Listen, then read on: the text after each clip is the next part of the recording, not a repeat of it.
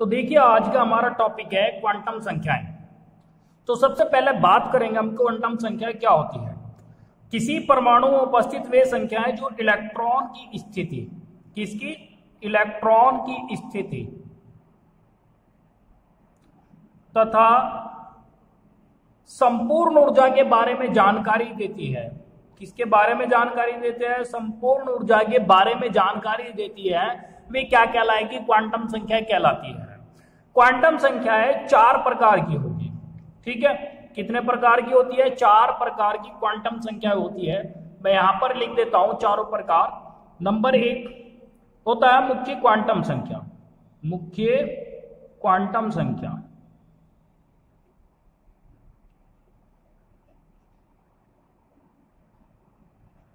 Number 2 होता है दिगंशी quantum संख्या।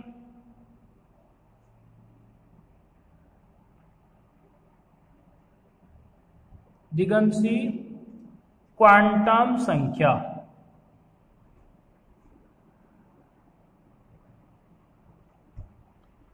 नंबर 3 होता है चुंबकीय क्वांटम संख्या।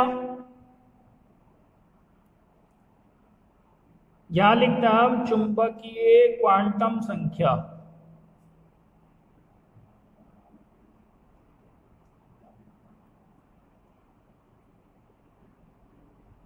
और नंबर 4 होता है चक्रण क्वांटम संख्या। चक्रण क्वांटम संख्या।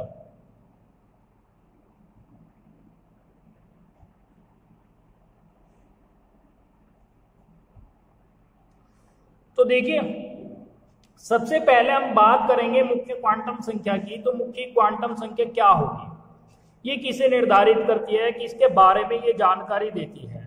मुख्य क्वांटम संख्या, इंग्लिश में हम इसे प्रिंसिपल क्वांटम नंबर कहते हैं।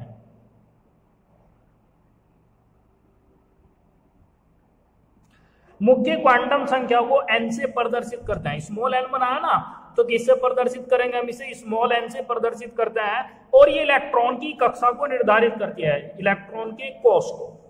इलेक्ट्रॉन के कोष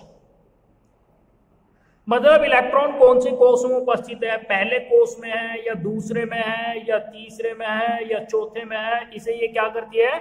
निर्धारित करती है। ठीक है ना। अब देखिए इलेक्ट्रॉन के कोष को निर्धारित करने के साथ साथ ये इलेक्ट्रॉन के आकार, वो परमाणु के आकार को भी प्रदर्शित करती है, परमाणु के आकार को भी निर्धारित करती है कि परमाणु का साइज छोटा है कि बड़ा है, आकार कितना है, इसे भी निर्धारित कर सकती है। जैसे मान लीजिए कि हमने कहा कि इलेक्ट्रॉन बाह्यतम कोष में उपस्थित है और बाह्यतम कोष जो है वो तीसरा है। ठीक है, तो 3 परमाणु वाला, 3 कोष वाला परमाणु हो जाएगा जिसमें 3 कक्षाएं बनेगी, छोटी छोटी सी, 1 2 3। और अगर मान लीजिए हमने कहा कि परमाणु बाह्यतम कोष में उपस्थित है लेकिन बाह्यतम कोष कौन सी है? उसकी चौथी है, तो 4 कक्षाएं बनेगी, एक और यहाँ पर बढ़ जाएगी। तो इस तरह से आकार क्या हो जाएगा? बड़ा, और 3 वाले का आकार क्या हो गया? छोटा। तो इस तरह से हम कहेंगे कि जो मुख्य क्वांटम संख्या होगी इलेक्ट्रॉन के कोष को निर्धारित करने के साथ साथ परमाणु के आकार को भी निर्धारित करती है। इलेक्ट्रॉन के कोष को तो निर्धारित करती ही है, ठीक है, साथ में किसे निर्धारित करती है? परमाणु के आकार को भी निर्धारित करती है, परमाणु के आकार को भी बताती है। ठीक है ना। अब दूसरा पॉइंट आ गया दिगंशी क्वांटम संख्या। तो देखिए दिगंशी क्वांटम संख्या क्या होगी, यहां पर लिखते हैं हम दिगंशी क्वांटम संख्या। बात करें दिगंशी क्वांटम संख्या की, दिगंशी क्वांटम संख्या को स्मॉल l से प्रदर्शित करते हैं। किससे प्रदर्शित करेंगे हम? दिगंशी क्वांटम संख्या को स्मॉल l से प्रदर्शित करेंगे। ठीक है ना। अब ये देखिए किसे निर्धारित करती है? ये जो निर्धारित करती है इलेक्ट्रॉन के उपकोष को निर्धारित करती है, इलेक्ट्रॉन के उपकोष को। यानी इलेक्ट्रॉन कौन से उपकोष में है? 4 उपकोष होते हैं ना, s उपकोष होता है, p उपकोष होता है, d उपकोष होता है, f उपकोष होता है। तो ये इलेक्ट्रॉन के उपकोष को निर्धारित करती है, यानी s उपकोष है या p है या d है या फिर f उपकोष है, इनमें से किसी एक को निर्धारित करेगी। ठीक है, देखिए अगर दिगंशी क्वांटम संख्या l का मान डिफरेंट है तो इसका मतलब हो गया कि भिन्न भिन्न उपकोषों को प्रदर्शित करेगी। यदि एल का मान हम 0 लेते हैं, यानी दिगंशु क्वांटम संख्या एल का मान क्या है, 0 है, तो इलेक्ट्रॉन कौन से उपकोष में होगा, इलेक्ट्रॉन एस उपकोष में होगा, एस उपकोष में होगा। और अगर हम कहेंगे एल का मान 1 आता है, क्या आता है, 1, तो इलेक्ट्रॉन कौन से उपकोष में होगा, इलेक्ट्रॉन पी उपकोष में होगा। किस में होगा, पी उपकोष में होगा। और अगर एल का मान क्या आता है, 2, तो इलेक्ट्रॉन डी उपकोष में होगा।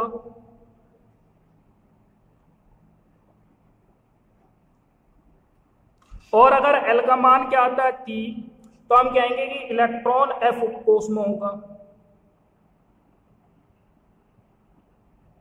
इलेक्ट्रॉन एफ उपकोष में होगा। तो इस तरह से दिगंशी क्वांटम संख्या किसे निर्धारित करती है, उपकोष को निर्धारित करती है, यानी इलेक्ट्रॉन कौन से उपकोष में है। दिगंशी क्वांटम संख्या एल के मान अलग अलग होने पर उपकोष भी अलग अलग होते हैं। जैसे एल का मान 0 आ गया तो एस उपकोष हो गया, एल का मान 1 हो गया तो इलेक्ट्रॉन पी उपकोष में होगा, एल का मान 2 आ गया तो इलेक्ट्रॉन डी उपकोष में होगा, एल का मान 3 हो गया तो इलेक्ट्रॉन एफ उपकोष में होगा। जो एल के मान निर्भर करता है वो एन के मान पर निर्भर करते हैं। मतलब दिगंशी क्वांटम संख्या के जो मान होते हैं वो मुख्य क्वांटम संख्या के मान पर निर्भर करते हैं। और जो एल के मान हो गए दिगंशी क्वांटम संख्या के, ये 0 से लेकर n-1 तक होते हैं। कहां तक होते हैं, 0 से लेकर n-1 तक ये मान होते हैं। ठीक है ना। तो अब देखिए कैसे होंगे 0 से लेकर n-1 तक। सपोज कीजिए एल का मान, n का मान जो है किसी इलेक्ट्रॉन के लिए n का मान 4 है। कितना है, 4, यानी मुख्य क्वांटम संख्या n का मान 4 है। तो l के मान क्या होंगे, n बराबर 4 के लिए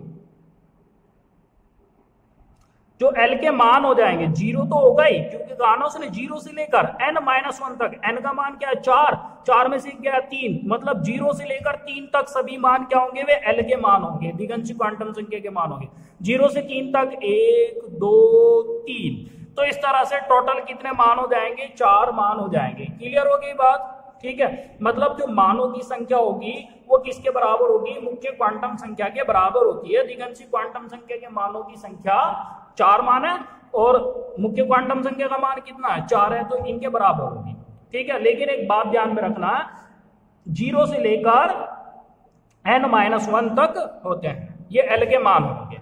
अच्छा, नेक्स्ट आता है इसमें चक्रण क्वांटम संख्या। क्या आता है, तीसरा पार्ट देखिए, यहां पर तीसरा पार्ट है चुंबकीय क्वांटम संख्या। सॉरी, तो देखिए चुंबकीय क्वांटम संख्या किसे निर्धारित करेगी, यहां पर लिखता है आप चुंबकीय क्वांटम संख्या।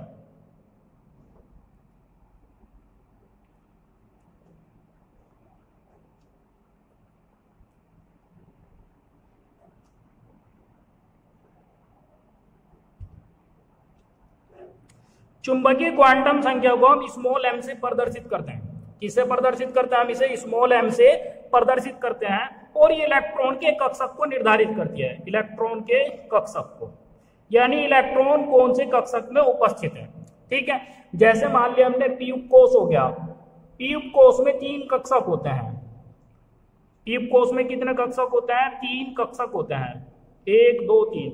इसमें ये px कक्षक होता है, ये py होता है और ये क्या होता है, pz होता है। मतलब ये 3 कक्षक हो गए, यानी इलेक्ट्रॉन px कक्षक में है या py में है या pz में है, ये जो निर्धारित करती है वो चुंबकीय क्वांटम संख्या निर्धारित करती है। और इसे किससे प्रदर्शित करते हैं, स्मॉल m से प्रदर्शित करते हैं। क्लियर हो गई बात। नेक्स्ट आता है इसमें तुम्हारा चक्रण क्वांटम संख्या। चलो पहले चुंबकीय क्वांटम संख्या से ही एक बात बतानी रह गई, वो भी आपको बता देता हूं मैं।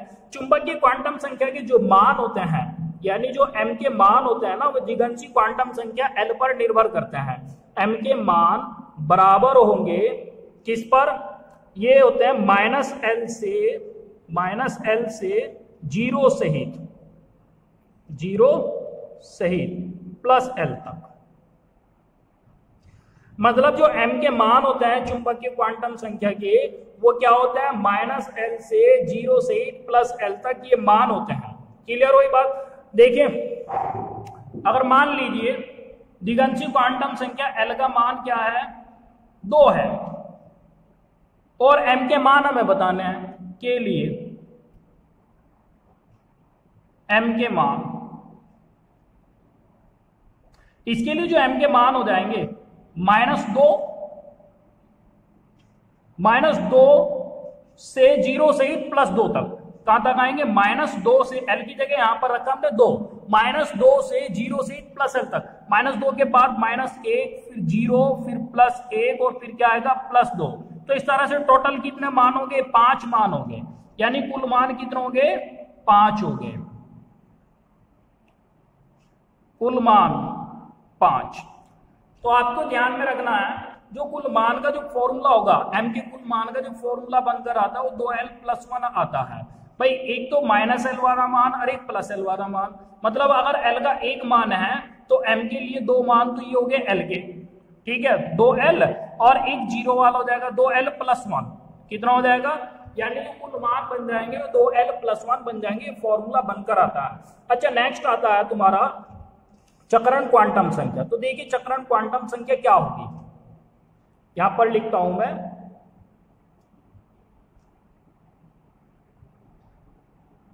चक्रण क्वांटम संख्या।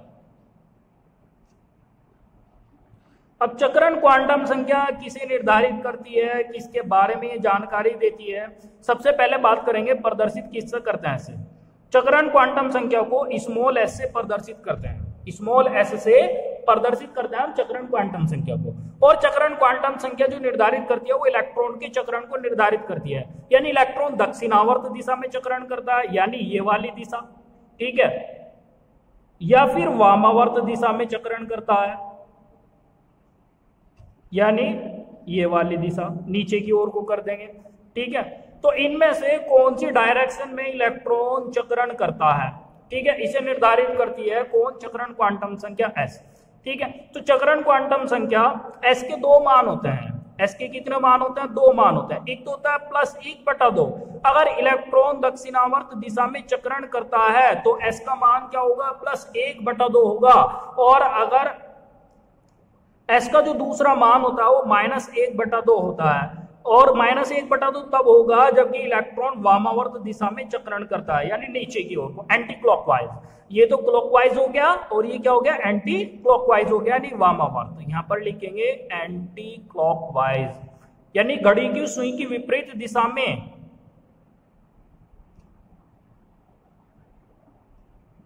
और ये क्या हो गया? क्लॉकवाइज हो गया।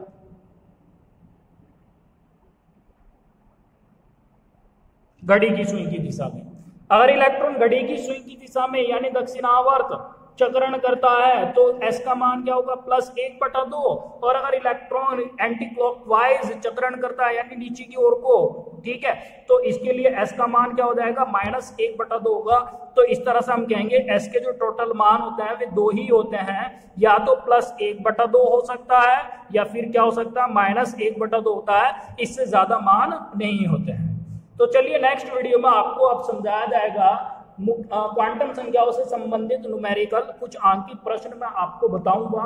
लेकिन उससे पहले आपको ये अपनी जो कॉन्सेप्ट है जो मैंने आपको बताई है, मुख्य क्वांटम संख्या, अधिगंशी क्वांटम संख्या, चुंबकीय क्वांटम संख्या, चक्रण क्वांटम संख्या, और जो मैंने इसमें मैन फॉर्मूले बताए हैं वे सभी आपको याद करना है, अच्छी तरह से लर्न करना है, बुक की हेल्प लेनी है आपको, तब जाकर और क्लियर हो जाएंगे, ठीक है। आज की इस वीडियो में यही बताना था आपको।